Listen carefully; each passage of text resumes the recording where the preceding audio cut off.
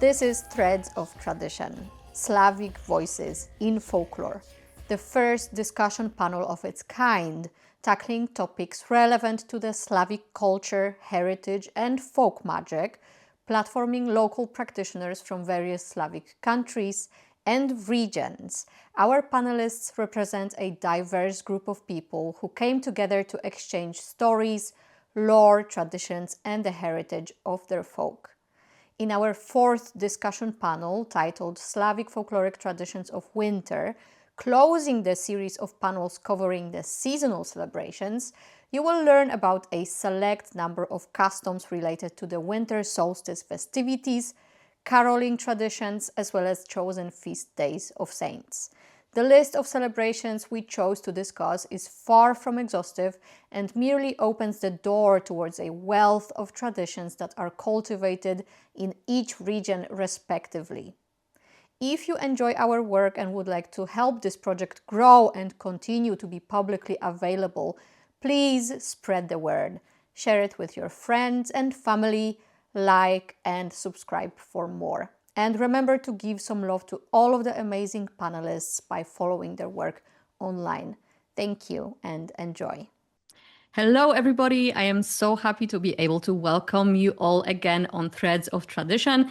This time we are talking about the Slavic folkloric traditions of winter, and this will be the last panel covering our seasonal traditions. So everybody who's watching, be on the lookout for future episodes in the new year when we potentially pick up a new exciting theme for you to learn about. Hi, I am Sayaa. I am a pagan witch from the Lower Lusatia here in Germany, learning and trying to educate people about Sorbian culture, language, history, folklore, and of course magic. Sadly, I'm not able to attend the live talk this time, so I pre-recorded my part so that I can still share my information with everyone. Of course, thank you to the whole group and everyone involved that I can still take part this way, even though it might not be the way that was planned. Hey everyone, my name is Aleks, also known online as Balkan Witch. I'm a faith healer and diviner based in Germany with roots in Macedonia. My practice blends Eastern Orthodox elements with Balkan folk magic, ancestral veneration, and contemporary energy healing modalities. You can find me on Instagram at Balkan Witch, where I share spell work, faith healing, and divination services. And I also run the Balkan Witch course, which is a year-long deep dive into faith healing, divination, saint veneration, ancestor work, and all sorts of Balkan folk magic. And every now and then I also host live workshops in Macedonia. Thank you. Hello, everyone. My name is Tamara, also known as Nightshade Tarot online. I'm Bosnian, living and born in Slovenia. I'm a practicing witch, pagan, animist. My work is mostly based in working with spirits of, various different backgrounds, such as spirits of the dead, nature, elements, places, and such. My focus is also on tarot. I also offer tarot readings online, as well as bean castings, which is a traditional Bosnian sort of divination, as well as other types of some would call it mediumship or spirit work. And soon I might offer like doing astrology charts and stuff like that. But yeah, stay tuned. Hi, my name is Mariana, and I'm from Central Bohemia in the Czech Republic. My practice revolves around plants, plant spirits, herbalism, aromatherapy, and hence my practice, like nature, tends to turn inward and restful for the winter time. I am a creator of a series of botanical oracle decks under my project Venelestis, which you can find under that name below in the description on Instagram and anywhere on the internet where I am present. And again, I'm sorry, but there will be cats in my videos, so if you see them, say hi. Hello everyone, my name is Katerina, and I like to introduce myself as a sorceress telling tales of Balkan magic. I am based in Bulgaria, and I'm also Bulgarian, and I explore the traditions, the ancient history and its modern implementation of the magical rites and rituals that you can find in this region. All my contacts you can find on my website that will be listed down below. Hi everyone, my name is Mariya. I come from the Carpathian region of Ukraine. I am an artist, but also a practitioner and folklore enthusiast. I predominantly work with ancestral magic and the realm of the dead. Practice of mine also involves communing with chthonic powers, spirits, and something that people might call demons. I do not offer any work in that realm, but I offer my art, which you can see on my Instagram page by Dvodushnik or All Gods Temple.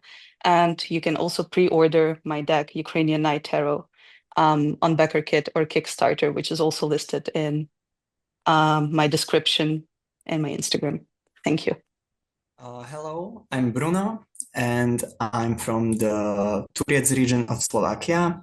I'm a Slovak folk witch, animist, and a worshipper of nature spirits. And you will not find me anywhere. Hi everyone, my name is Joanna Tarnawska. You can find me everywhere online as the Polish folk witch.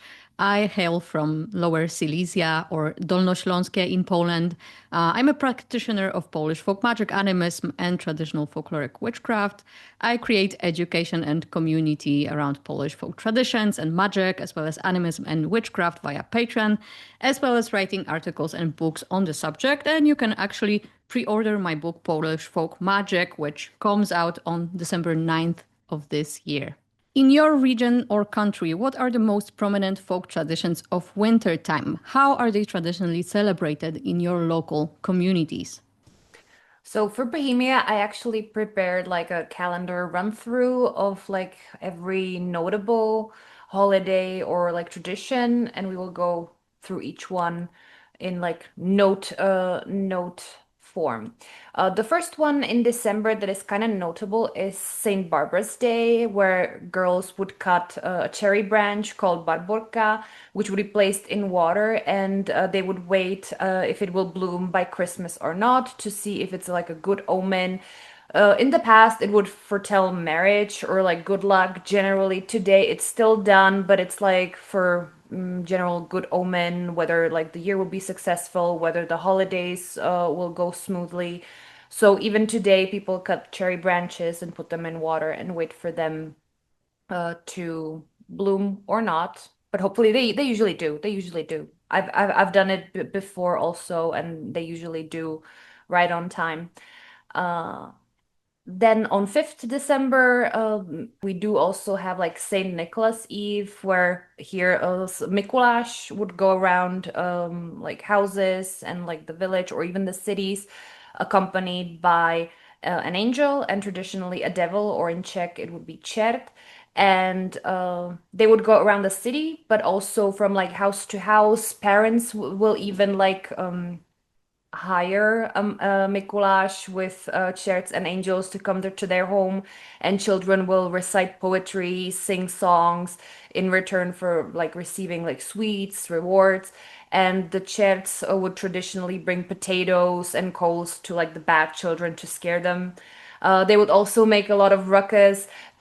Personally, I'm like 36 years old. The last time I have like lived it as a child is like what 25 years ago. It's still traumatic for me. It was very scary because like you're a child and there's like this devil in costume rattling chains, and you are put under pressure to have like a poem ready, or like make sure that everybody knows that you have been a good child for the year, you know. So that's still happening even now in the cities. You can see processes with Mikuláš and Čert and angels like going around the city, like visiting different homes and houses. So that's fun now, but probably not fun when you're a kid and you actually believe it's like a real saint with real devils and real angels. Also, we I guess as anywhere else, celebrate the Advent, which is the 4 weeks before Christmas, where people will either make or nowadays also buy an Advent wreath, which we call Adventní věnec, and each Sunday a candle will be lit.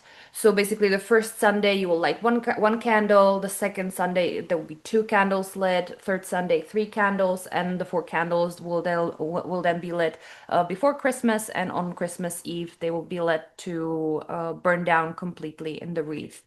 Then in mid-December, I think we mentioned it on the last episode, we also do have St. Lucy's Day or Svatá Lucie, which is like a light festival. I'm not going to go in depth on that at all because I think we have covered that last time.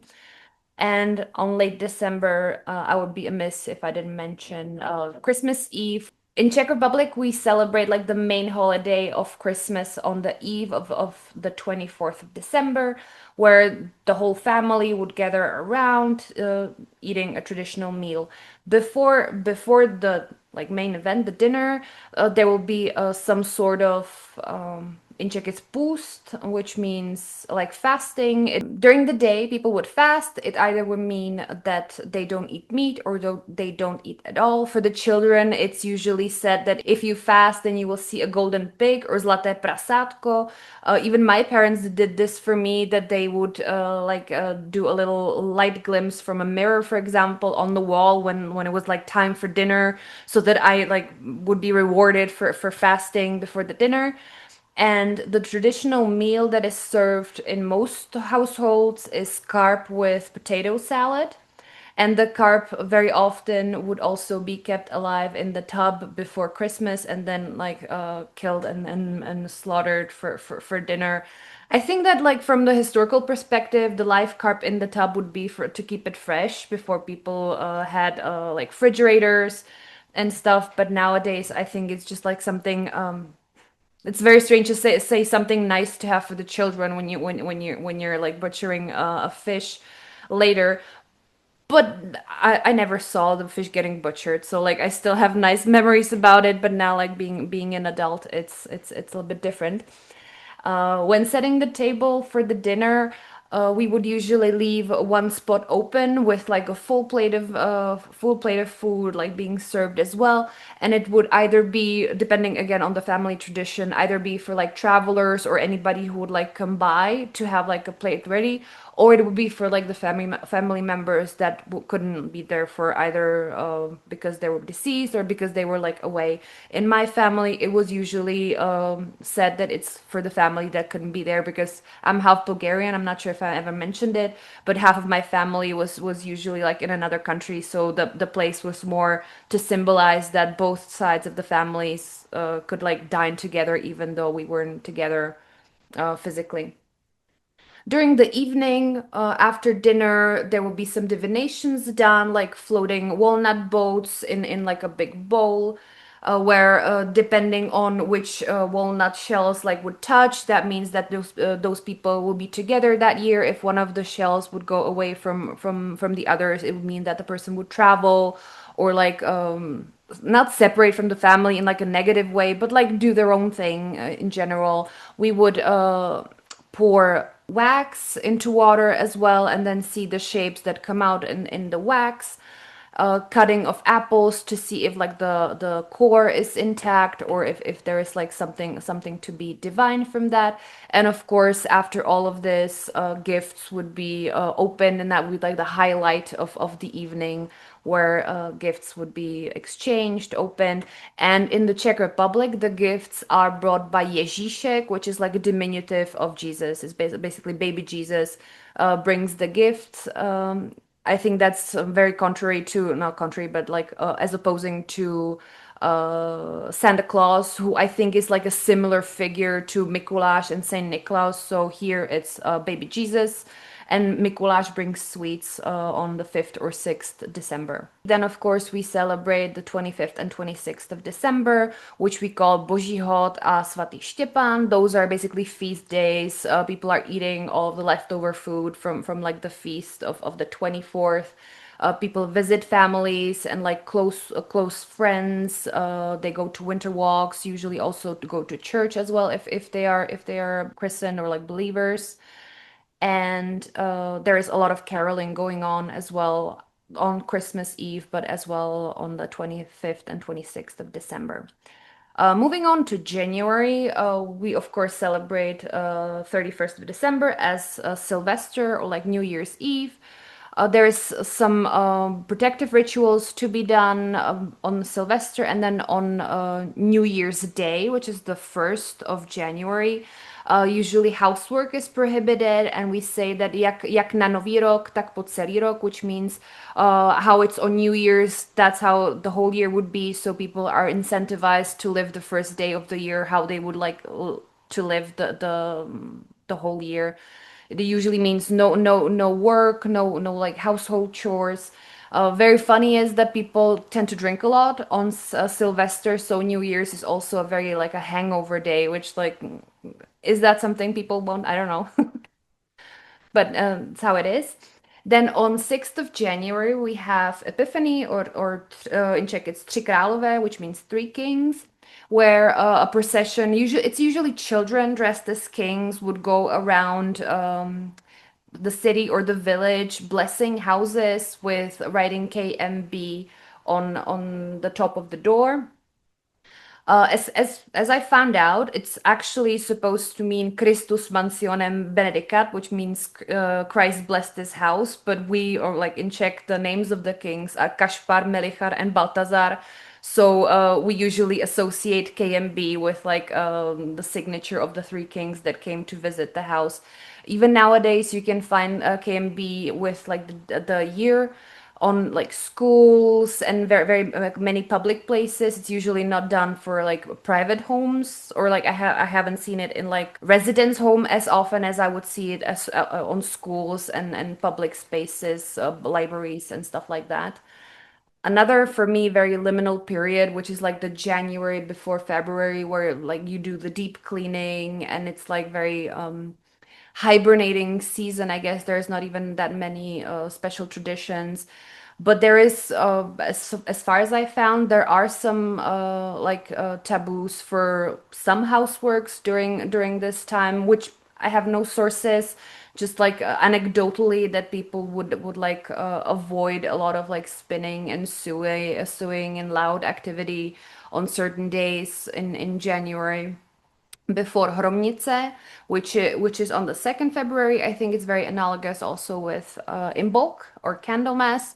Hromnice in like the Czech lands is, it's, I don't know, it's a holiday, but it's like a date where you would protect the house from Hrom and Blesk, which means lightning and thunder, which could like, well, kill livestock, burn your house down. It's like a very dangerous thing to happen to your house. So people would bless hromničky, which are like small candles that we blessed in the church and lit in the windows to protect the house from like natural disasters. There is also needlework taboo on Hromnice as well, and that's because like the needle could attract the lightning to the house and actually like cause this to happen, like the storms. And then in February, and I think we mentioned that in the spring one, there is Masopus, Shrovetide, carnival seasons, where there is a lot of processions with masks in different villages. I think I mentioned the UNESCO one in Hlinecko, which is like a cultural heritage event.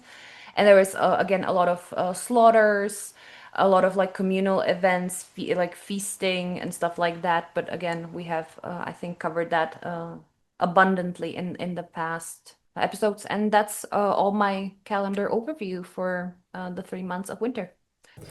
The tradition that I want to talk about and tell you about is a tradition that only survived in the village of Jędrzejde, which is called 𝐏𝐀𝐍𝐄𝐋𝐈𝐒 book. This tradition dates back to another tradition which was called the spinning evenings or the spinning rooms, which was between mid-October to Ash Wednesday, where girls met up in a farmstead to spin yarn together for linen, which was very, very important for the household's economy. The spinning room also served as a meeting point for Sorbian youth and that talked about the upcoming year, plan a little bit, telling tales and singing Sorbian songs together, which was led by a girl named Kantorka. This was the title of the oldest girl, if I'm not wrong. Traditionally, guys couldn't enter since special gatherings for both male and female youth were allowed only on special occasions. And then on Wednesday before Christmas, the girls gathered for the last and final spinning room of the year. So they dressed the oldest of them as the 𝐏𝐀𝐍𝐄𝐋𝐈𝐒𝐓𝐒, also called Becherkind in German, where her costume features a headpiece adorned with marriage garlands and 3 bridesmaids' chaplets. Her identity remains a secret, so her face is covered by a tall scarf, ribbons, and some pearls, and she is accompanied by 2 women. And you can hear her, actually. She arrives with a bell. She doesn't speak, but she shares sweets with children as a present, and parents and grandparents are touched by a birch rod for health and good fortune. This year I want to try to make some traditional Sorbian New Year Day figures, and they are called novodietka. Stay with me, don't eat them, it's not worth it. They're given as presents to attract luck, so they're not made for eating. What does play part in my craft in winter, however, are some spirits and legends around the nights of the winter solstice and the wild hunt. One of them being the Nachtjäger, which you could also know under Wodan or Dietrich von Bern. I think he's also called Herne or Hern in the England area. And he has a Sorbian, like an Upper Sorbian name, which I sadly cannot pronounce. In the Lower Lusatia, he's just known as Nachtjäger or Night Hunter, and is the leader of the wild hunt, and causes me to remember to strengthen my protection and, of course, to strengthen my relationship with spirits. Yeah. We have, first of all, many traditions, especially like during this winter period.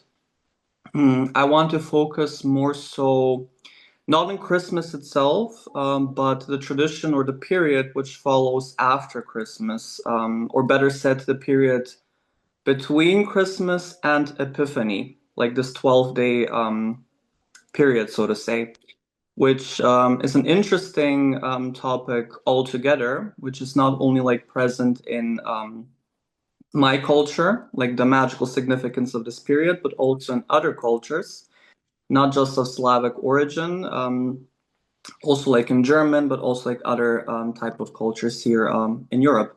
This 12-day period between Christmas and Epiphany, by us in Macedonia, like we call it on baptized days, or if I were to translate in Macedonian, it would be called Nekrsteni denovi, or Pogani denovi, or Ristovski denovi.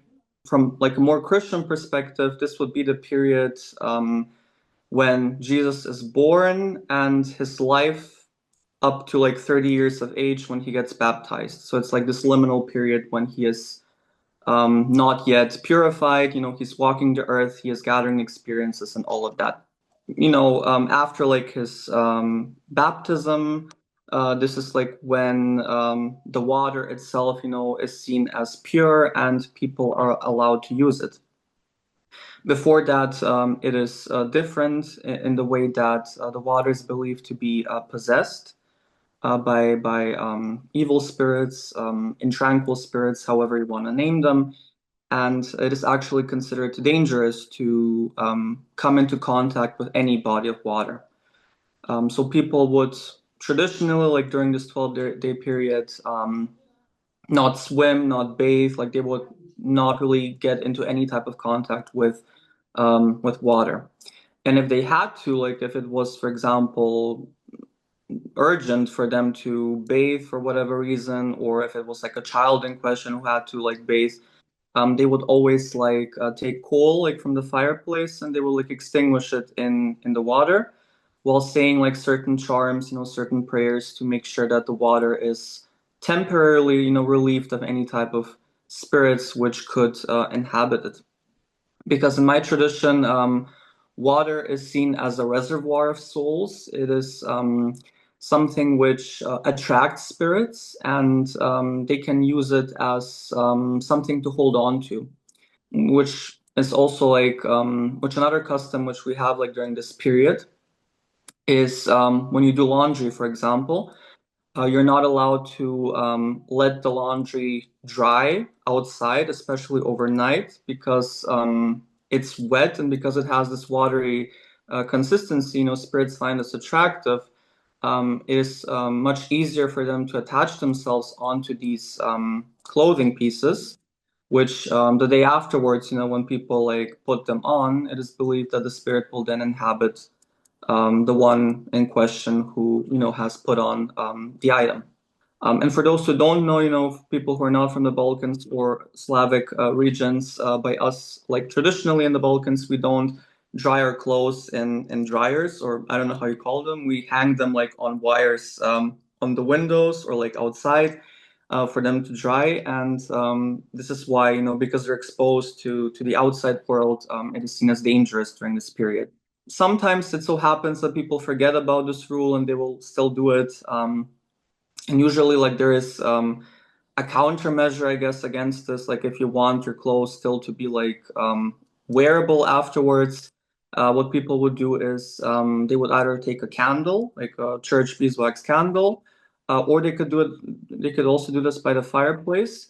They're gonna hold a piece of clothing over the flame and basically wave it around, and the flame is believed to purge any type of like hostile energy that has attached itself to the item. So either they will do that if they want to like make sure that the item is clean, or something which I guess in more modern times I've also heard being done is they're gonna take salt and they're gonna put this in their washing machine as well to make sure that the water and the salt purifies the contents of the clothing. So that's like a more, I guess, modern twist that some people I have heard do.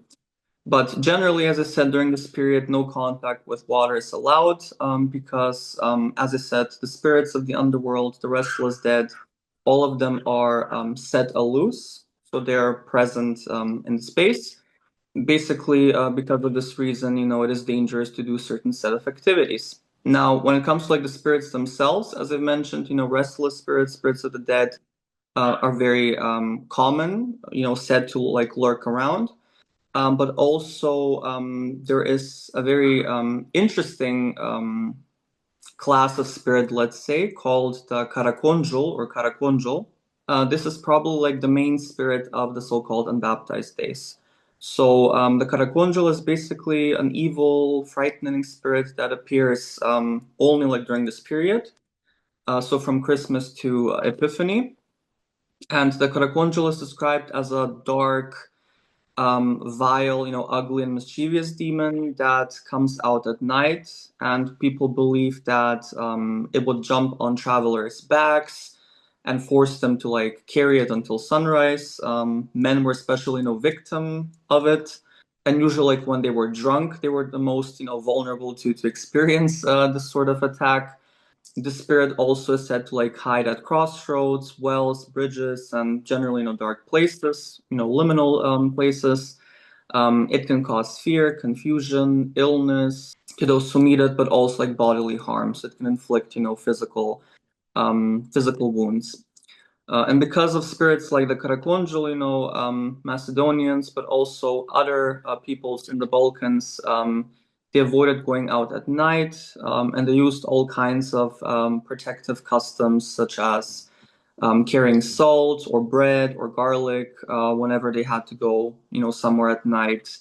They would arm themselves with prayer, and then, sometimes like even making loud noises or lighting of fires, depending on the community. Everyone had their own specific set of rituals that they would do to make sure that these spirits didn't, attack anyone.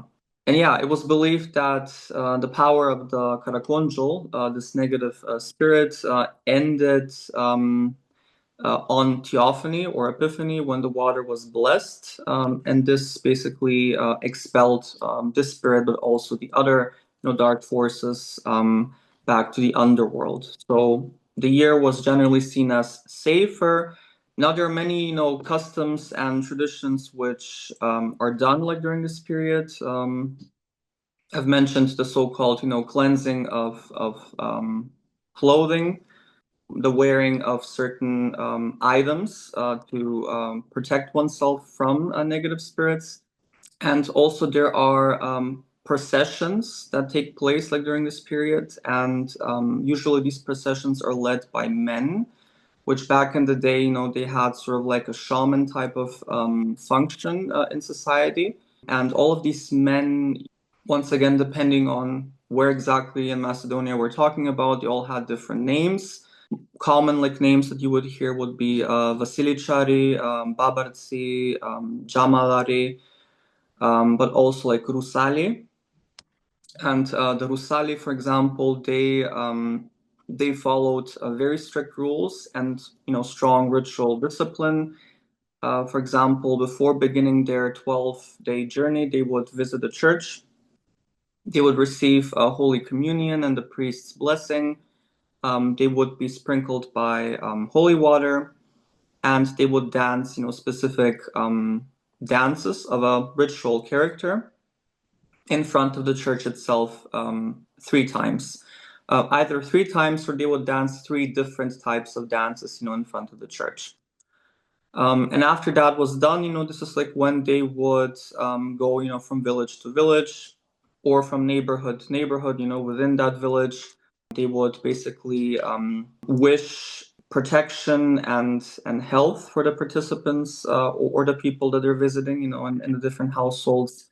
So they would make sure that they're protected from disease and that they were blessed, for the coming year, and that their harvest was basically going to be abundant, in the following year. And especially like if the house had a sick person, if it was a child or whoever, who was sick, Rusali men, or like 3 among them, would basically rush towards the bed of the sick person, and they would strike the air, with their swords, basically make like cross formations or cutting motions, above the bed to basically cut the spirit in question who is tormenting the person in that moment. Or threatening the spirit to leave the host and return the health back to them. And for their service, they would be always like met with hospitality. They would be given a lot of gifts. And the interesting thing is that they would not like use these gifts for themselves, to benefit out of it, but usually they would like distribute it among the community or donate it to like the church or give it to someone in exchange for money so that they can like do charity with it, basically donate or build houses or churches or whatever. Usually everything which was given was going to be returned back to the community in some type of a way. These people, as I said, they followed very strict rules. Usually like during the 12 days, they would maintain silence. They would not like talk around. They would not like directly greet people.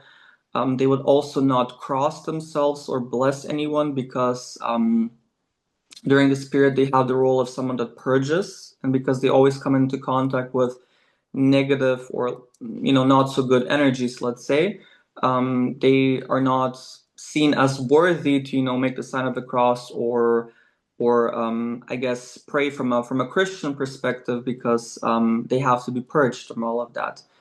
So usually after like this 12-day period ends, when they have done all of their services, they're going back to church to get blessed and purified by the priests. And after that, like when they leave the church, that's like when they can make the sign of the cross and proclaim themselves as Christian, because during this 12-day period, they embody a different type of energy. But yeah, they would follow these types of rules. Also, not looking back, which is a very like common thing in like a lot of magical rituals. You know, when you're doing something, like when you leave, especially from the setting, you know, you're not supposed to look back. No contact with water, as I said. Also, not sleeping with women or engaging in any type of like sexual practice, and not drinking alcohol. You know, these were some of the rules, let's say, or the taboos that they followed during this period. After, you know, all of this was done, as I've mentioned, they would go to church, they would receive the blessing by the priest. You know, every member individually would be prayed upon, would be cleansed and sprinkled with holy water. And it was believed that this was necessary because if a man, you know, refused after like the 12-day period to be cleansed, you know, and welcomed back into society, so to say, it is believed that they would soon afterwards either fall ill or become mad. So it had to be done after, you know, their service has been finished. I love this duality, by the way. Like, I love it. It's like, Yeah. on one hand, you have like these men who are obviously doing like witchcraft and like cleansing in pagan ways and like older ways, but then, you know, they have to be like sort of like sent to this job by the priest, but then they have to come back to, you know, get cleansed, and then all is good. But otherwise, they can, they're needed, right? It's a very transitional type of like thing that's going on, you know, Yeah. from like Christian to pagan, once again to Christian. And this is like a very, very common thing, you know, by us, but also like everywhere in the Balkans and the Slavic world. Yeah. I love that. It's so interesting to observe, because on the other hand, you know how taboo it is, you know, to sort of mix those two together, although they are mixed as it comes. Yeah, it's simply a way of life, you know, and especially back then, you know, people were much more integrated in these practices and they didn't question them as something separate. They saw them as something part of like the faith itself. And a lot of people, I mean, still even to this day in Macedonia, like when I talk with certain individuals who claim to be religious, what I quickly like begin to see is that they don't have much of an understanding of the religion. You know, they believe that these things, what they do and practice, are Christian. You know, that they're religious in nature, but in actuality, it is different. You know, it carries elements of something older, something that has nothing to do with the church. Or what, you know, the priests preach and talk about. It's something entirely different, but yet it is so woven in the culture itself that it's just normal. And no matter like how many times the priest would talk about it, you know, publicly condemning like these things, it would not stop the people from doing them because it's so engraved within the culture, you know, within the mentality. And a common thing that people would say is, well, my great-grandparents did this and their great-grandparents and the ones before them, and simply, you know, tradition. We cannot say no to tradition, right? This is just what we do, right? This is just what we do, exactly. Yeah. As I said before, I live in Slovenia, and more specifically in Vrhnika at the moment. And one tradition that I notice is very like prominent and alive in the community is around 5th of December, which is Miklaush. I'm not sure if there's like an American name for this, or if, you know, because I'm not really in Christian tradition or whatever. But basically what this is, and what it's mostly felt through the community, like, is through these like traditional walks / parading of this person Miklaush. He's like this persona of some sort of a saint, and he is parading the streets with these creatures, these devils that are called parkli, but as well as with little angels. As Aleks mentioned before, this is also connected to the fact that this is viewed as the thinnest, like, veil of the year, the time of the year where the spirits are most like prominent, have the most power. And partly like the devils are sort of symbolizing that, and they used to represent spirits of ancestors, but also the devils of the green growth. They were depicted as half goat, half man, but then Christianity sort of demonized them and then gave them 𝐏𝐀𝐍𝐄𝐋𝐈𝐒 as some sort of like a shepherd figure to like keep them in check from like harming. But it's interesting because there's this duality with all of this where, you know, the way they are parading through the streets, it's seen sort of as them scaring away any harmful spirits, but at the same time they are sort of representing them. They are like sort of protecting the community from any harm, and of course protecting the livestock as well. That's a big thing. But today I would just say they're protecting like the abundance of the upcoming year. So as Aleks mentioned before, the 12 days between Christmas and the 6th of January, which we call Sveti Trije Kralji, that's the most like potent time for any like spiritual activity. It's the most like liminal time because it's a transition between the old year and the new year. And it's sort of seen like this gap between that's, you know, you're like, it's a gap between times and between worlds at the same time. So with partly parading through the town, they use noise masks and like small little rituals to keep like harmful spirits away. And as I said, ensure good fortune and abundant harvest. They were sort of made into this like warning of sins. While 𝐏𝐀𝐍𝐄𝐋𝐈𝐒, and he also will sometimes, or now in the modern time, he will have like these little angels with him as well. They will like give rewards to people, and they are supposed to be the reminders of good. While, you know, partly they are like dressed in these like sheepskins, sort of similar like 𝐏𝐀𝐍𝐄𝐋𝐈𝐒 as I was when we were talking in the spring edition, but partly or more like sort of like Krampus, I would say. They will have horns, obviously, and they are known to have like long red tongues as well. That's a very typical thing. Sometimes they will have red eyes, and what is most prominent for them is that they have chains, like these really heavy chains that they carry with them, and they will rattle really loudly and like just make a lot of noise. I think that they've stopped doing that a bit because it's a bit like scary, especially for kids. But they will like actually like gather in groups, and they will make shit ton of noise and run around and actually like grab people and like take them away. Like as I said, they stopped doing that to kids because it's actually freaking them out. But you know, they will also just like grab you if like you're a smaller person or whatever, like me, and then just like take you away. So yeah, it's funny. It's a very like festive time.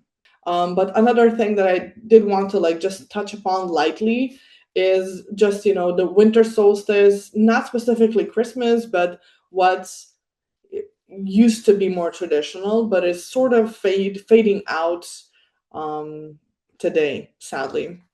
But just a few things to mention. Very typical, a big bonfire as per the summer solstice. It's also the case for the winter solstice. With the winter solstice, especially, I feel like the fire is even more seen as this protective force, protective ritual. A lot of leaves and like branches of bay leaf and juniper were traditionally thrown into this bonfire as offerings, and also like asking for protection, but also just giving thanks to the gods, and more specifically to the god or goddess of the sun. This can change, you know how it is with our Slavic deities and the sun. And as the branches were consumed into the fire, as they crackled, it was said that this is sort of the language of the fire that is only understood by the sun or the deity of the sun, for which this was, you know, intended. So the prayers would like get to them and, be heard and understood. Another thing that was thrown into the fire was this like small loaf of bread, which is traditionally called sushets. That's probably because it's made like to be a very dry bread and it's not intended for eating, but it was specifically made just for the consumption by the fire for the offering. So it was directly thrown into the bonfire. Another thing was wreaths, making wreaths specifically of ruscus. I was looking for like how this translates to English. So it's ruscus. I'm going to send you some pictures so you can show it. It's not holly, but it's kind of similar. It also has red berries, which were very an important part with these wreaths, as they were made for protective properties and specifically and only used for barns. So protecting barns and livestock, protecting your abundance against any sort of evil spirits, any illnesses, and sort of maintaining the fertility of the livestock. And they were kept, as many other things, like traditionally through the whole year until the next winter solstice, when they were like crushed because they were all dried, and thrown on the floor of the barn, like under the livestock, so they would be kind of trampled, and the new one was put on the doors of the barn or just somewhere high up. These used to be like traditionally made by the whole family with the kids and everything. Today, this is sort of like kind of sadly getting forgotten, probably because we don't have that many barns anymore. But I think it's still like a beautiful protective ritual that you can do for your home, even, or maybe more appropriately for your business if you have a business, because it's the stock was like the abundance, the the fertility, the productivity of the year. People would remember and honor their dead as they were attending the bonfire, especially in connection to how their ancestors helped shape the land where they live on right now. And I think that's like such an important thing. Like, I feel like that's a big part of my own practice right now. Just, remembering and connecting and appreciating where we are because of those who walked before us. The last thing about the kris, about the bonfire, is that it was guarded and protected until it burned out, and then traditionally the coals were taken to different homes for their home fires to be relit, and this sort of brought blessings to the house for the whole entire next year. And they also sometimes would use coals to make some sort of healing pastes and salves, but also for divination, which was called 𝐏𝐀𝐍𝐄𝐋𝐈𝐒. I don't know if you guys have this anywhere, like where you live, but like they would take the ashes from the fire and make like some water and make this like ball, and they would put a bean into the center of the ball, and sort of like sometimes they would use a bit of flour to like fortify the ball to make it like as firm as possible, because it would then be put into a plate. The plate would be then filled with water, just like up to half of this ball thingy.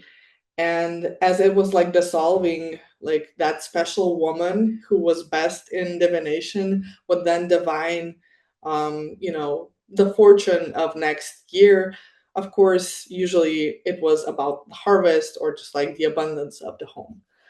So in Bulgaria, we have three celebrations that are central to the winter period. And I must say that in our tradition, the winter starts to crawl on us from October 26th, which is the day of Saint Demetrius. But I think that personally, I understand winter as the period from the winter solstice to the spring equinox in a way. So I will just mark the biggest winter traditions that are here and focus on something that ends the winter in a way. So the biggest traditions that we still follow are, of course, Christmas, New Year's Eve and this tradition, this mask tradition, our 𝐏𝐀𝐍𝐄𝐋𝐈𝐒 tradition that I'll be talking about in more detail. Now, I heard some things that differ, and I really want to mention something about Christmas Eve, which also in Bulgaria is the same thing. We celebrate the main Christmas celebration is on Christmas Eve, which we call Budni večer. And on Christmas is the more new type of celebration of Christmas, where we exchange the gifts. We exchange them on the 25th in the morning. And it's a bit like you go to parties then and so on. But the traditional celebrating of Christmas Eve is something that everyone does with their family. It's a family evening.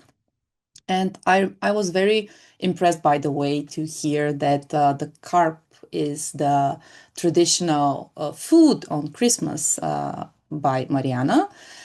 Because here our traditional food is on Christmas Eve is meatless. So everything has to be meatless, and you have to have like an even number of meals on the table.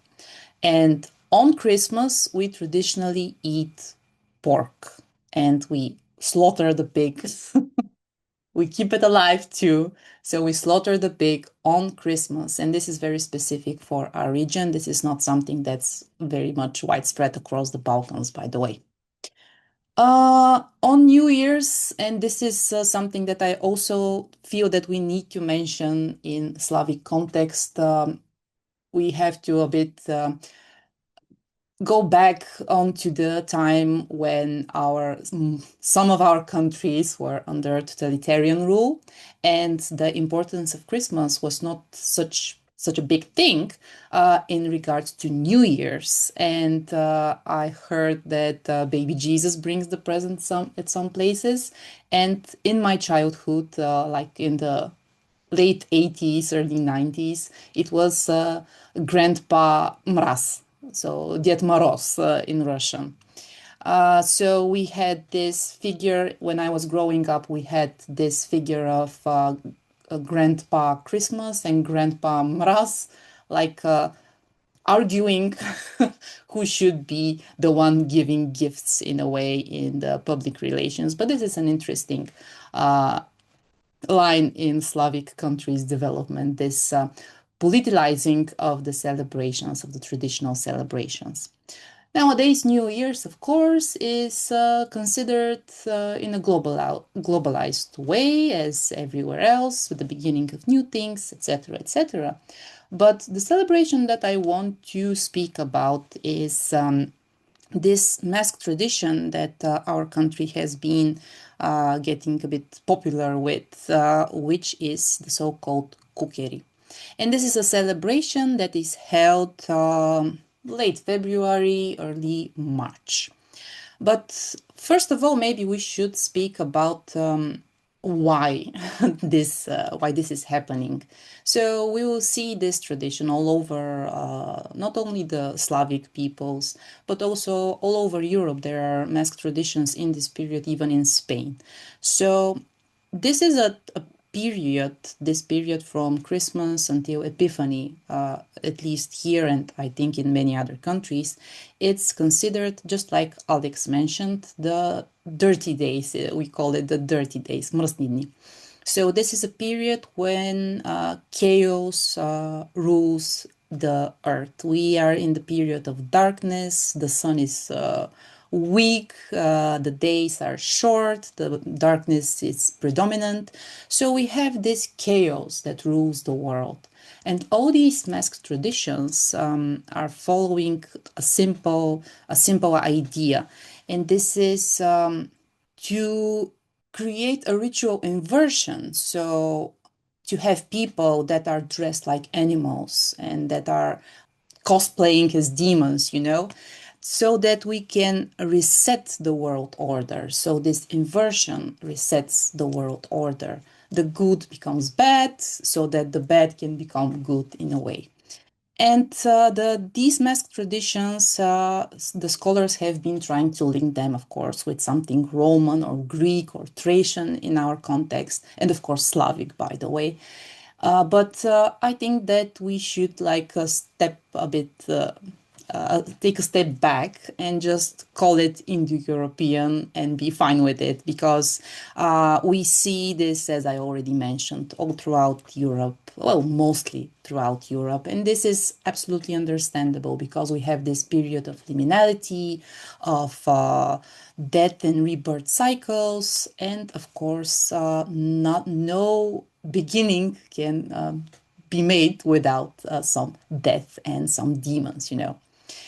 What is our actually celebration in Bulgaria? The celebration in Bulgaria is, scholars define it to be more in the southern parts of Bulgaria, and it is believed that it appeared in the northern parts through immigration, through immigrant groups. So from the east to the west side, you would have also differences. There are no cookery that are the same, but generally speaking, on the southeastern side of the country, they're more like animal in their guise, while on the western side of the country, they're more like with feathers and very huge masks, some going up to 3 meters tall, by the way. So you have these groups of men. The ritual is always performed by men dressed in masks and clothing made from the fur of specific animals, mostly goats and sheep, of course, but also horse and bull. The horns of the bulls is also something that is used. And they have a lot of bells. We don't use chains here. That was very interesting to hear the others say, but they use the bells that are from the animals, and there are a lot. There are some costumes that carry like huge amounts of bells. What's interesting here is, beside the scaring of people and beside the bothering of children and young women mostly, in some regions you have those cookery perform a ritual scene in a way, like a theater play. It was thought to be by some scholars, but it's actually a rite, and you see what I mean. So you have some central figure that would be the main cooker, and you have some side characters, which are most of the time a baba and djado, meaning a grandma and a grandpa. You would have gypsy figures, and they have the sole purpose of being responsible for making they work with iron. What was the word? Blacksmiths or? Blacksmiths, yes. They serve the purpose of blacksmith. And here it's very interesting because the role of the gypsy is not because they are gypsies, but because gypsies used to be blacksmiths predominantly in some period. So their role turned into this one. And you have, of course, men dressed like women. They're a huge part of this procession. And you would have different types of, sometimes animals, sometimes you would have like modern figures like a priest or a photographer or like the doctor or so on and so on, depending on what region you are. But in the eastern part of the country, you would see this scene play out, and you have the main cooker being involved in a scene where he is a small baby. He grows up, he marries, and then he is killed. And ultimately, he is revived. And this is the reason why a lot of scholars would like to link this festival to the earlier festivals from antiquity, like the Antesteria or the Thracian Dionysian mysteries, and so on, because you have this godlike figure that is dying and who is being reborn in a way. He resurrects, not being reborn, he resurrects.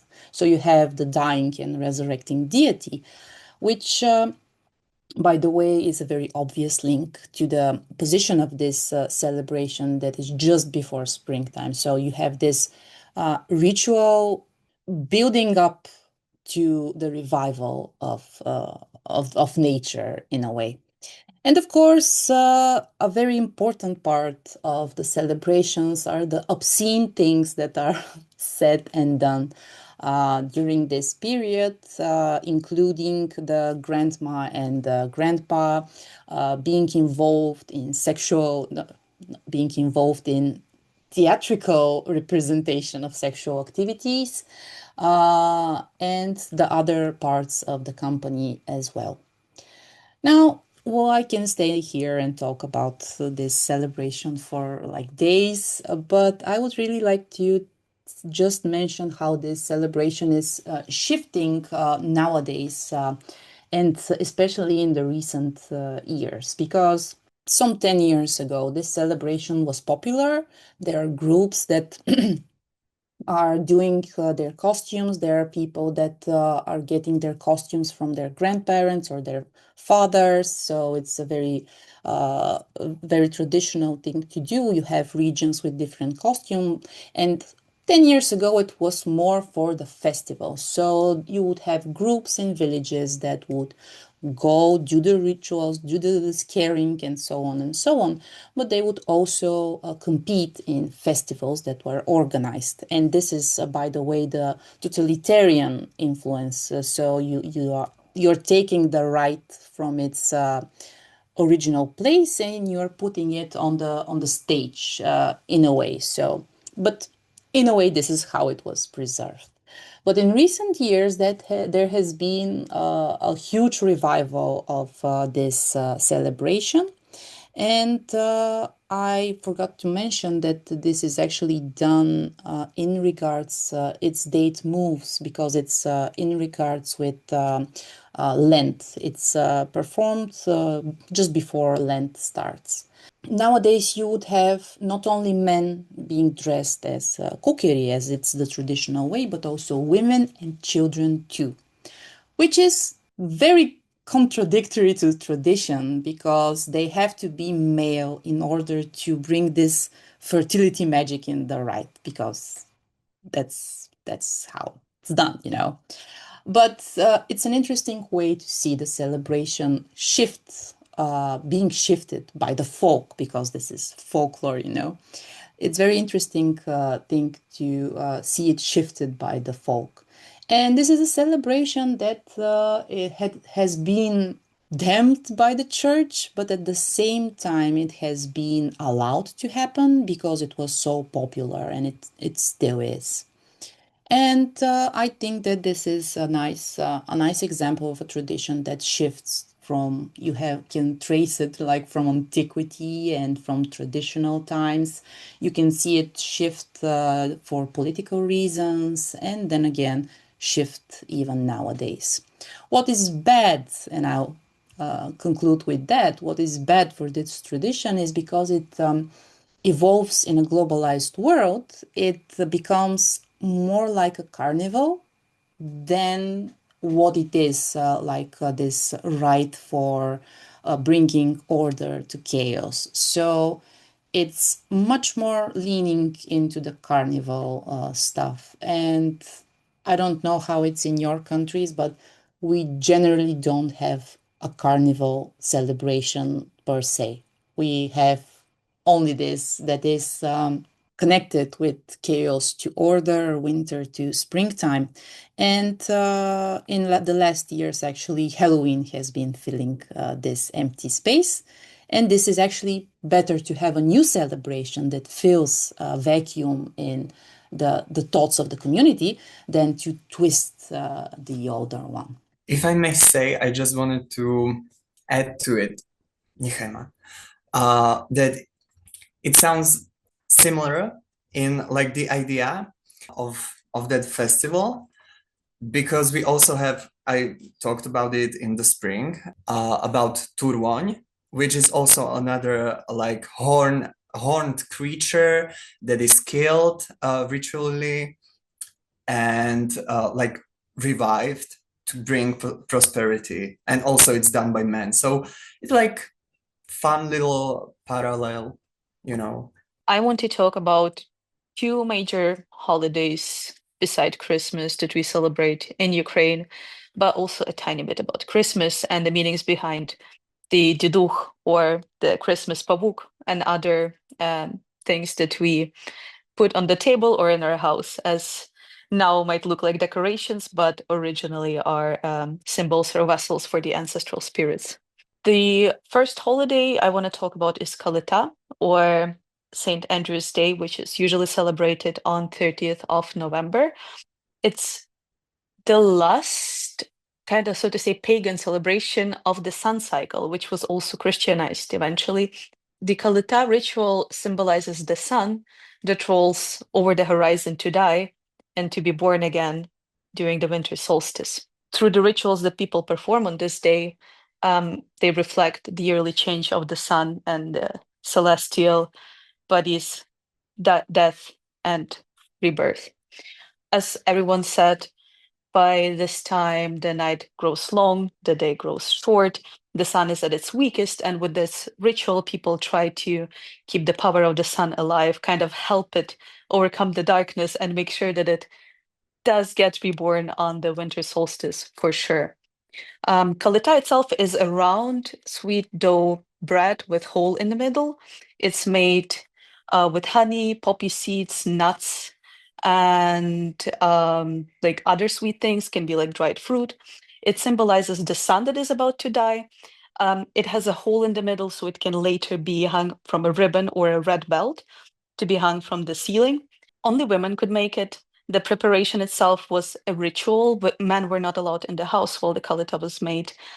And it would be baked in the firewood stove, and the firewood had to be light in the sign of a cross as a symbol of a sun as well.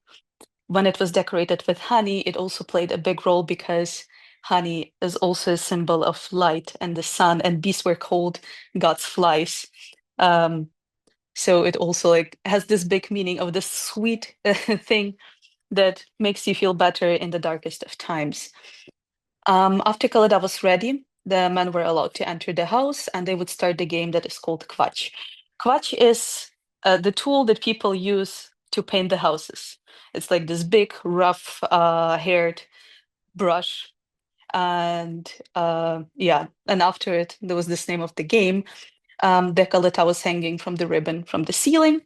And two characters took part in this game. One was called Pan Kocyubyński, the symbol of night and darkness. He was writing on kocyuba.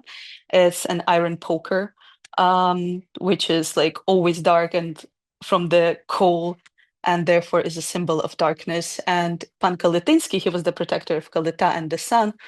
And Pan Kocyubyński tried to bite the Kalita, while Kalityński tried to stop him from doing so.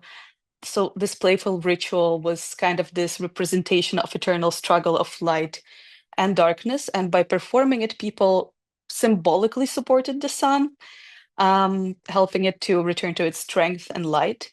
And it kind of reflects the idea that people believe that with their actions, they can help the great resurrections and influence the forces of nature to help the light overcome the darkness, because in the agricultural societies, every celestial body that helped the crop grow was considered to be personalized deity, and therefore had to be helped as much as we can. At this time, of course, space becomes liminal. Divination is a big thing on St. Andrew's night. Girls go crazy with divinations for the future husbands, and the boys, everyone divinates for something, but most often is for love. There was this small ritual when girls would bake balabushki. It's like those small breads.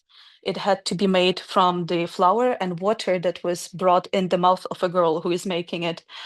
Everyone marked their own balabushka, so they know who made which one.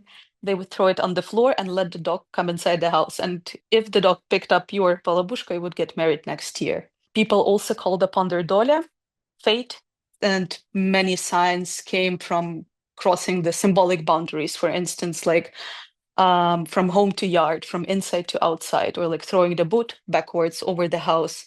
If it flies over, you will leave your parents' house and get married. If it doesn't reach, it means you're staying with your parents for the next year. And other types of divination also involved pulling something blindfolded out of like a bowl of grain, or picking a glass of water with like sweet, salty, or just regular unflavored water. And all of those things would mean like either prosperity, love, or nothing changes, or let's say like not being too lucky next year. Often it involved like pulling a silver ring, golden ring, or a copper ring. Marriage, wealth, nothing changes. But for divination, women especially try to stay away from the Christian boundaries and symbolisms. Like you always had to unbraid your hair and take off your cross. Very often, people would undress before doing divination, especially if it's in front of the mirror. There were also wax divinations of pouring wax in the cold water and reading shapes and shadows the wax casts. Pillow divinations, putting the hair comb under the pillow and asking your future beloved to come at night and comb your hair. As I said, mirror divination considered to be one of the more dangerous ones, because the idea that a spirit can cross through the mirror, especially during the most liminal times, is still very active today. And every time after this ritual, you must say "Tsurmene," or like curse me. So you close the gate, you close the ritual. Same like with the Ouija board, like you have to say the ritual is now closed. And also divination with the wedding ring of already married woman. You hang it from your own hair above the bowl of water and see how many times it hits the sides of the bowl. And that means that many years it will take you to get married. There are a lot of sayings and beliefs on St. Andrew. It always said that on St. Andrew, hope for young girls is being born. If it hasn't snowed before Andrew, the winter will be warm. If it did, the snow will lay until Easter. Or if the river is quiet, winter will be long. If the river is not calm, blizzards will hit. That is, I could still tell a lot about this, but I'm gonna, keep it as it is. I also wanted to tell a tiny bit about Christmas, especially about carols. We start caroling when the first star on 24th is visible. It means that the gates are open and now you can start, telling the world that the Lord is born. But the original content of a lot of carols is so visibly pre-Christian because it tells of the cosmogonical beliefs of the beginning of the world. For instance, one of the oldest Christmas carols in Ukraine, called "А як же було із прежде века," is about three birds that sit on this tree of life above the tectonic waters, and they thinking how to create the world, and they start diving underneath the deep water, bringing the sand, earth, silver stones, golden sand, and from all of this they create the world. This imagery reflects this really old Indo-European myth about the world emerging from this primordial chaos and being built by those divine deities that are like, we don't necessarily know how did they come to be, who are they, but the renewal, this is like the mystery of creation, the renewal of the cosmos at the moment when the lights returns after the longest night of the year. There is also important part of Christmas is diduch, which is made from the best or the last sheaf of wheat. It is supposed to stand on the table or nearby the icons. It represents the vessel of ancestral spirits of the past harvest and the future harvest, and it holds an insanely big symbolism in our culture, especially today. Yesterday we marked anniversary of Holodomor, of the man-made genocide famine, which was directed on the erasure of Ukrainian identity, where at minimum 4 million Ukrainians were starved to death. From that, we know from the documents. So Juduch to this day is stands at every Christmas table, reminds of the people that were, people that are, and people that will be, of the harvest and the beating of the bread. And it is usually being burned either on New Year or on the equinox in spring, releasing the ancestors back to the sky. So he stands like the axis of the household universe, all the spirits there at the same time, breaking the bonds of past and future. Another thing is straw poke, made from straws. It's like delicate ornament. It's super symmetrical. It hangs from the ceiling and it slowly rotates by itself.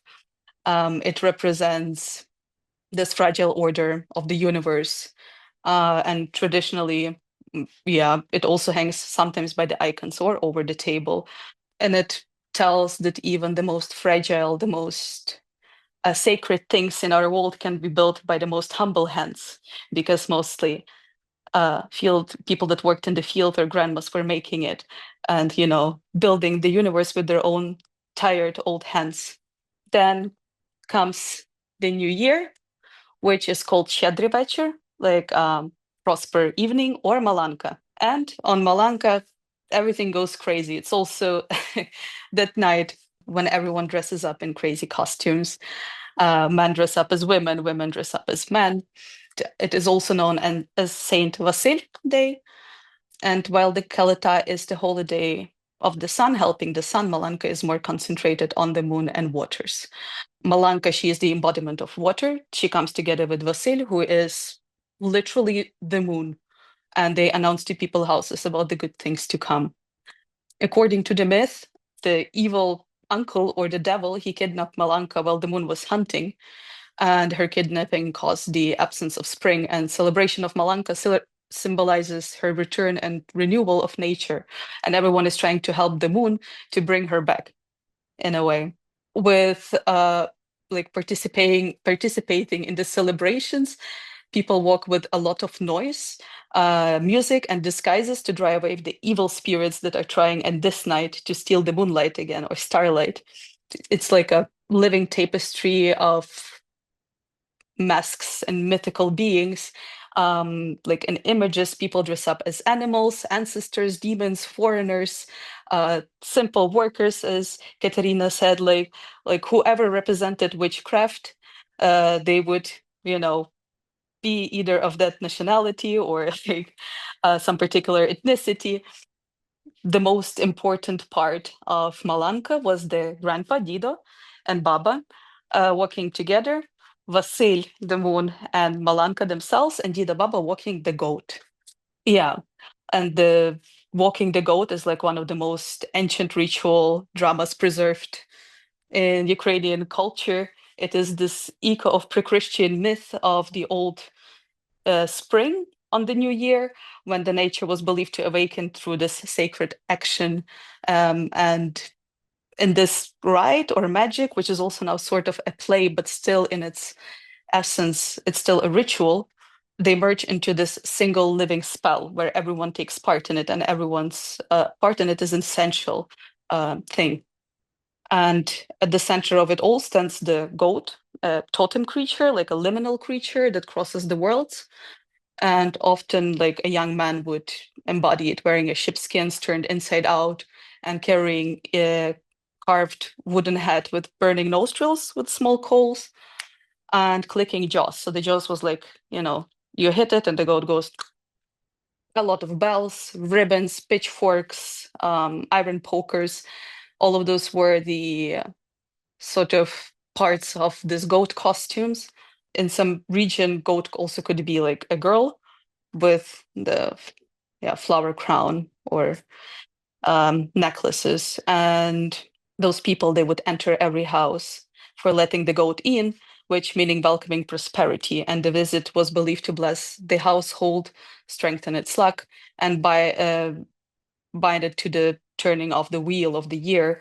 And it was not just an entertainment, it was seen as a good omen, even though now, again, a lot of people see it as just this traveling play. And the goats dance and the goats performance, just like with 𝐏𝐀𝐍𝐄𝐋𝐈𝐒, it was the main part of this rite. The goat would dance, the goat would die, the goat would get revived. When the goat sets its hoof, the grain will rise, it is said, or where it turns away, the fields will fail. It's this old agrarian wish for renewal. The sleeping earth is rising again, like fertile and strong after the goat's death and revival. And people keep on chanting rhymed poems at the goat while it's doing its dance, its death, and the revival. The main chant that people say is, wherever the goat goes, the rye there grows. Where she does not stray, the crops fall away. Where the goat sets her hoof, the rye stands in proof. Where she strikes with her horn, great stacks of grain are born. And through the goat's movement, people believe they could invite harvest, prosperity, and turning of fortune itself. With like winter's darkest nights, ritual keeps the world and the light alive. Also, many actions during the Malanka were like deeply symbolic or like carried this incantation type of purpose. People would plow symbolically through the snow. They always carried like a plow with them. They would scatter seeds at the entrance of the household. They come to also like, here's the abundance, the prosperity, the great harvest. Or stomp loudly on the threshold, like on the doorstep, like awakening the earth to call it and bring again the prosperity to the household they stand at. All those rituals and gestures are like ancient belief that human ritual could stir the sleeping soil and back the sun or the moon. It always like sun and moon come hand in hand. Again, all the celestial bodies help the agrarian culture and the deep folkloric imagination to bring the soil back to life, to bring the crop, to bring the harvest. So everything again spins around the harvest. What I wanted to talk about are Striđe dni, or witches days. It's a period of time from the feast of Saint Catherine until the day of Christmas. It's Striđe dni. And it's a period when traditionally witches or bosorky are believed to be like extra active. You shouldn't do anything after the sun sets and stuff like that. And it's a period when you like pay close attention to protection of your house and your animals. Like the most important days are the feast of Saint Catherine, the feast of Saint Andrew or Ondrej, feast of Saint Nicholas, feast of Saint Lucia, and feast of Saint Thomas. And I wanted to talk more about Saint Lucia or Deň svätej Lucie because it's very important to me.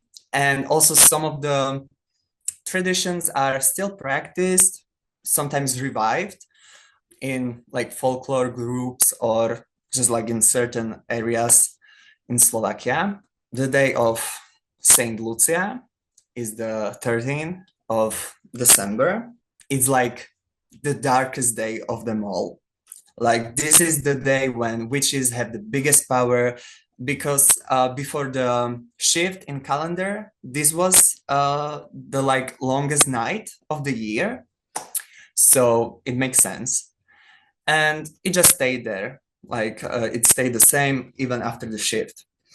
First thing, from the morning, worst thing that can happen is that a woman comes first into your house. I know, because it means that you will not prosper as much.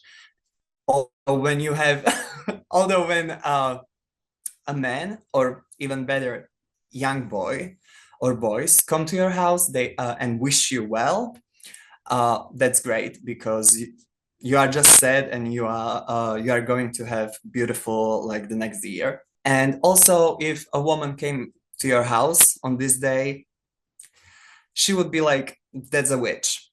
I know a witch when I see one. So there's that.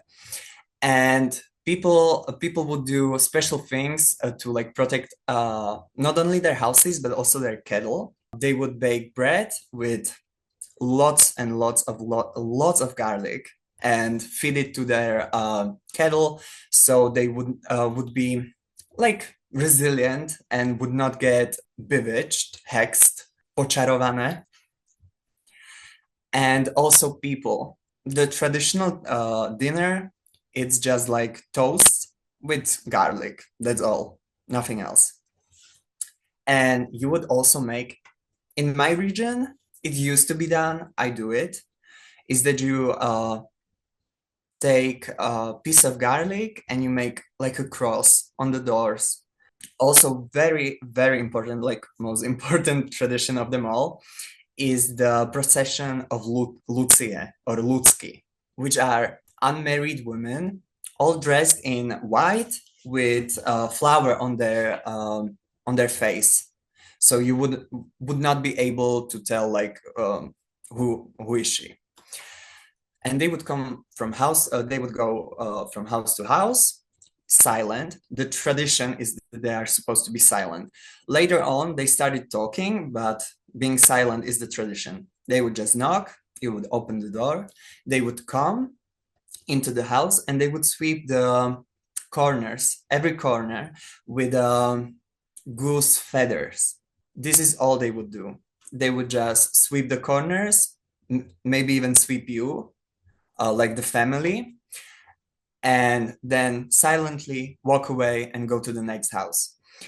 I do it also, even though the gender is not right, but there is some evidence that before that men did it, like in disguise of being disguised as women, because there's still like the breaking of gender norms and stuff like that, which has like this magical aspect and protective aspect.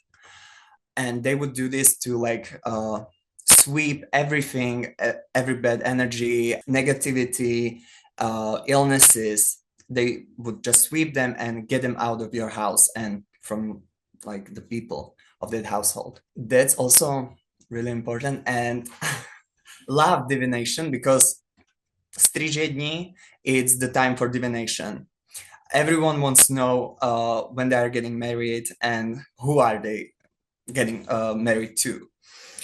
And on Lucia, from like the eastern part of Slovakia, where my mother's side is from, there is a great tradition that you would go to the crossroads that had like a stone cross, and you would like pry it just so you have like a bit of dust from the stone and little bits, and you would use it, like put it into palenka, like alcoholic beverage, and you would give it to your crush or lover to like really know they're yours for sure.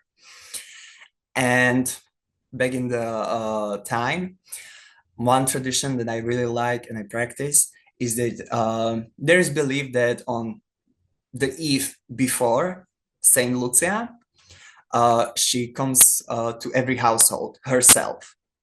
And she's there to check that nobody is spinning, sewing, or anything like that, because in folkloric sense, she's the patron of that. And also from like the folkloric perspective, she's the biggest witch. She's such an OG witch that not even her fire could burn her. Like they tried to burn her at the stake, it didn't work. And she's also said to have like duck's feet. It's any work isn't like, it's not the best time to do anything on this eve, but especially spinning. If she came to your house and you were spinning, she would like prick you with needles, spindles. She would open your head and put hot coals into it, so you would have migraine throughout the year. And she could do this not only because you like didn't uphold this taboo of no working, but because you didn't prepare a dinner for her. And traditionally, this dinner is very simple. It's just bread, garlic, and a cup of water that you would put on the table and leave it there overnight for her. Because it's believed that if you do this, she will bless you with good fortune and health for the whole family. But if you didn't, you might have migraines for a year. I'm not going to like really talk about the other days because we don't really have a time, but I just wanted to say a few things about the Christmas day, a few traditions. One of them is that traditionally you give offerings on this day, Christmas Day, to water and fire. And usually, and sometimes wind, but that's not really like widespread or wasn't really widespread. And these offerings are simple. You just, when you bake the ritual pastries, you would take a bit of them and throw them into the fire and go to the well or wherever you would get the water from. And you would just say, I don't have anything to give you. Please take this piece of bread and throw it in it. I also do this because we have well. So, and sometimes it would be oplatka, which is like wafer. It's really good. And you would do the same thing. And it's also not just to like stay on their good side, but especially with wells, it was like done to keep the water healthy and safe for drinking. Another fun thing is that the baking of bread and other like ritual pastries should be done before sunrise or at the very least before midday. One like funny belief is that if you like didn't have enough time, you weren't prepared, and the clock struck 12 o'clock. This creature in the form of bull, talking bull, would appear next to you, and he's there to kill you basically because you didn't prepare everything, and the only way that you could like save your life was to bake him a bread and give it to him. So I don't know, last year I didn't have enough time, so I baked a bit after midday, but no bull. So I don't know, maybe they just don't care anymore, or maybe they do, I don't know. So there's that. And other one like last bit, because what I found interesting with Mariya is that the water aspect is really important, and not just like what I already said, but also on the like second Christmas holiday, like the 25th, sorry. The first thing right before anything else could be like done, someone from a household would run to the stream or a river and throw a piece of bread into it as an offering, and take some water, bring it back home and say, Daj Pán Boh dobrý deň, prošie voda než oheň. Which is like, please God give a good day, first water, then fire. Which is like a protection for the household against like fires, because especially when we look at the history, fires in villages, like when everything is made of wood and straw, it's like very easy and common to set something ablaze. So it was important. And also you will put like coins into it, or an apple, or both. And this is like, the coin is for money and prosperity, and the apple is for health and beauty. After you put the things in it, everyone from the household would wash their faces with that water to like receive the blessing of the water. And that's about it. When it comes to winter traditions in Polish lore and the practices that we do. In general, I would summarize it as the darkest period of the year when really we have a lot of contact with chtonic spirits. And that's where a lot of the traditions kind of revolve around. Many of you mentioned like masked traditions. I find that it's rooted a lot of the times in this humans wanting to become more like the spirits. First of all, for protection, so that we are harder to be seen as who we are. We are disguised so that we can keep ourselves safe, but also becoming more like them, shifting our normative consciousness, you could say, to just be more in line with the spirits of the dead, right? But also the spirits of the chtonic realms, broadly speaking. At least that's the theme that I'm seeing along many of the traditions of this time of year. I just wanted to briefly mention some bits and pieces here and there, because many of the traditions that you folks already mentioned are very similar over here.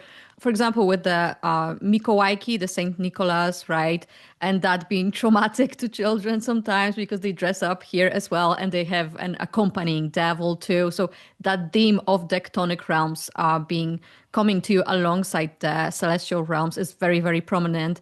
But for example, on Saint Lucy's feast day, December 13th, as Bruno was kind of mentioning, here as well, it is seen as the old winter solstice. And with all of these winter solstice traditions here in Poland, they seem to be overlapping a lot. So Saint Lucy's feast day, then the actual Christmas, and then the Sylvester and the New Year as well, because that is also seen as a newer equivalent of the winter solstice too. So people would be repeating some of the kind of winter solstice traditions along these dates, you could say. So for St. Lucy, we still have like proof of that through the folk sayings, such as Święta Łuca dni przykróca, Święto Łucy noc króci, which is basically like Saint Lucia adds the day, or Saint Lucia's day shortens the night. So that's the darkest night, and from that point on, it becomes shorter and the days longer, right? As Bruno was saying, over here as well, it's the night when witches rule everything. So you are best to just stay at home and pretend not to exist, essentially, if you want to stay safe. So it's believed that witches are meeting on the Wysa Góra, which is the Bold Mountains, for sabbats, or just flying through the sky and cursing people, doing everything that they want, basically, because nobody can get in their way. So that kind of sets the theme, I think, for how dark this time of year is. But moving on to Christmas Eve, because over here as well, Christmas Eve, December 24th, is also the main date of celebration of Christmas, not the actual Christmas. So I just want to mention very quickly some of the traditional decorations that we have. They all also overlap with what you folks were mentioning. For example, the pająk, which is like this geometrical hanging decoration made of straw. Podłaźniczka, which is also a hanging, kind of like an upside down, you could say, Christmas tree, and a precursor of a Christmas tree in our culture. So it's like branches of a coniferous tree dressed in some decorative bits and pieces hanging from the ceiling, sometimes above the sacred corner in the home or above the table where the celebration is taking place. The diduch that Maria was talking about as well, but what we see more often is people putting hay under the tablecloth instead of having a diduch standing somewhere, right? And grain in general, I feel, is very important this time of year because it just symbolizes the abundance that we want to draw to us. And a lot of the traditions and taboos around this time of year also have to do with that, just making sure that we have enough or as much as we can so that we can survive, right? And that's also reflected in the Christmas Eve dishes. I will not mention them, but just briefly, we have 12 dishes traditionally on Christmas Eve, and many of them have some type of grain or dried fruit, something like that, because these types of foods, again, are symbolic of abundance of the earth. So we want to eat that. Some of them were also used for divination. Some of those foods, like people would take a spoon and shoot the kutia to the ceiling. And if they managed to do that, I mean, nowadays you would probably have to repaint your whole house if you do that. But back in the day, that was a good omen, actually. So there's a lot of that. And we would also look for the first evening star in the sky. When it appears, it's the sign that we can begin the celebrations. And it's also on this evening when we actually get the gifts. So depending on region in Poland, in some regions, and where I grew up, for example, in my family at least, we believe that it's actually the star 𝐏𝐀𝐍𝐄𝐋𝐈𝐒 who gives the presents. But also in Silesia, where I grew up, the locals believed that baby Jesus was giving the gifts. In some other places that it was an angel, or Dziadek Mróz as well, the grandfather Frost. So there's a lot of different figures, many of them kind of celestial or kind of chtonic, again, who bring the gifts, right?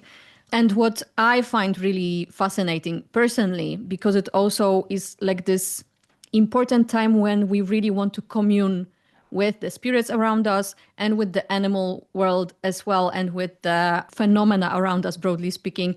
So before people sit to the table to feast, to give gifts and all of that, and to wish each other good things, we would officially invite spirits, animals, our ancestors, and even winds to dinner, to come to dine with us. We do have also, as Mariana was mentioning, like the additional seat at the table for all those beings.